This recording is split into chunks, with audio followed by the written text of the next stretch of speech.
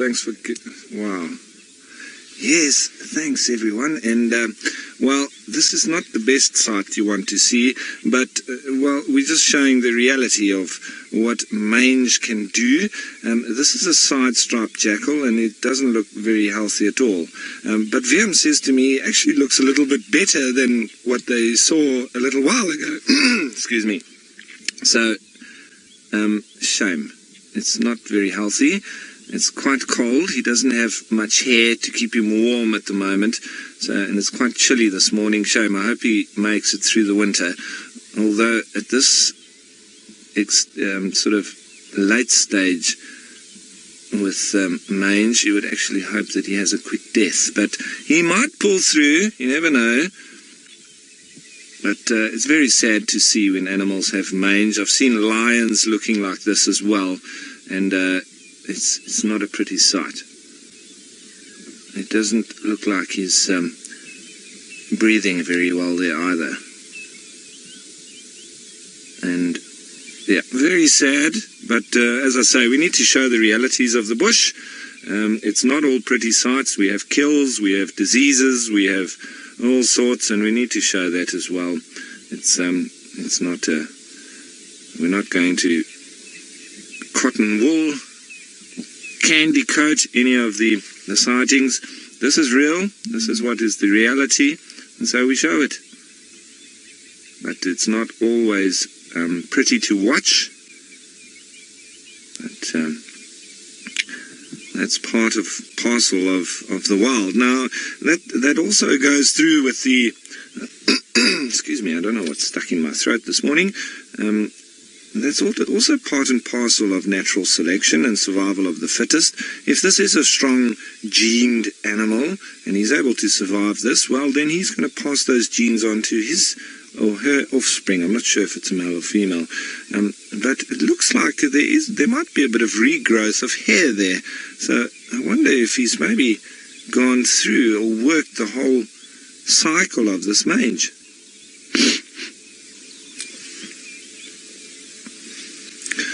George, good question. Would this mange clear up on its own? Well, it can run its course, but the condition of the animal needs to improve, and it's quite a difficult one, because obviously the mange affects their condition, and so for them to actually improve their condition would mean that they need to be quite active, they need to get lots of food, they need to, get healthy, and then it can improve and run its course. But it's sort of fighting that the entire time. So, look, if he's lucky and he can do that, it's a, good part of the year for him. There's lots of resources, lots of food around, lots of easy water. Now, you see there, I think he's even struggling to walk. It's probably affecting his joints. It's gone right through. So this animal, very unhealthy. This is a very late stage of mange. Stacey, mange is a skin disorder, and it normally attacks animals that have a low, what do you call it? Low immune system at the time. So very often when you have a low resource stage in the wild, so when there's a drought, which we have had just recently, although the resources have improved at the moment, but I think this is extended from that time. Low resources, you start to get all sorts of disorders, syndromes, diseases, influx of ticks, etc., taking hold in the animals, and that's a way of controlling their numbers and getting it to a point where the resources can sustain them. Now, this side-striped jackal, which is what we're looking at, is obviously one of the animals that is prone to the skin disorder that they get, and also one of the factors that would control their numbers. But some animals prone to different disorders and diseases at different times when you do have that low resources.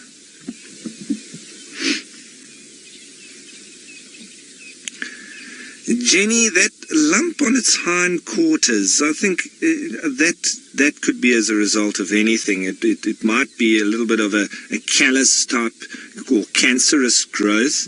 You do often see those kinds of things. Sometimes animals get a little bit of an injury or a bite, and it can then, get a bit of hard tissue that sort of presses up in there. We saw that yesterday or the day before with the dwarf mongoose. It had something similar to that under its chin, and whether it was stung by a wasp and then afterwards that sort of grew up. If you've ever been stung by a wasp or bitten by an animal, and sometimes post the healing phase, it can sort of grow into a bit of a lump.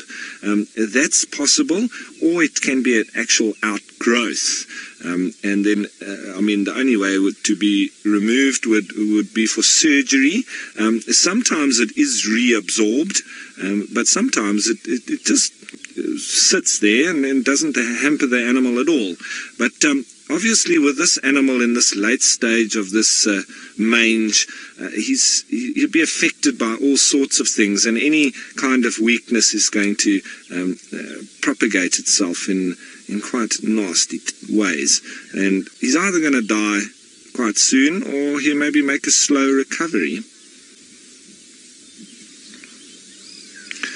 Mo, I think the lions and leopards will probably avoid this animal. Well, they'll chase it. I don't think they might kill it, but I don't think they'll eat it. And, when they see strange things like this, they're almost a little bit put off, because it is unusual for them, and that's probably the natural way of them sort of avoiding these kind of syndromes, because I think it could be passed on to them if they had enough contact with this animal. So we don't want this jackal around the lions and leopards, because they could also potentially get mange if they had to eat it, and we wouldn't want that.